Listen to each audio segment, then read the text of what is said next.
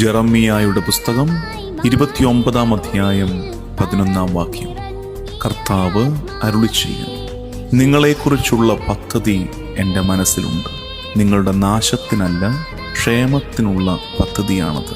നിങ്ങൾക്ക് ശുഭമായ ഭാവിയും പ്രത്യാശയും നൽകുന്ന പദ്ധതി. എല്ലാം സുഗമമായി പോകുമ്പോഴല്ല, എല്ലാം താറുമാറായി കിടക്കുമ്പോൾ കർത്താവ് പറയുകയാണ്, I have plans for you, plans for hope, plans for your future. പ്രത്യാശയിൽ നിന്റെ ഭാവിയെ ഞാൻ ഒരുക്കും.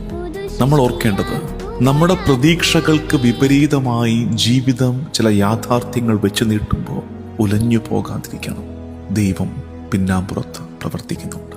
അതിനെക്കുറിച്ച് പറയുന്നത് ഇങ്ങനെയാണ്: When life doesn't match our expectations, remember God is still working behind the scenes.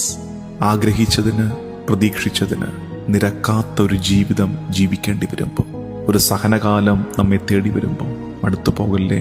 ഇത്രയും ഓർക്കണം, നിന്റെ കർത്താവ് പിന്നാമ്പുറത്ത് നിനക്കായി ഒരു നല്ല ഭാവി ഒരുക്കുന്നുണ്ട്.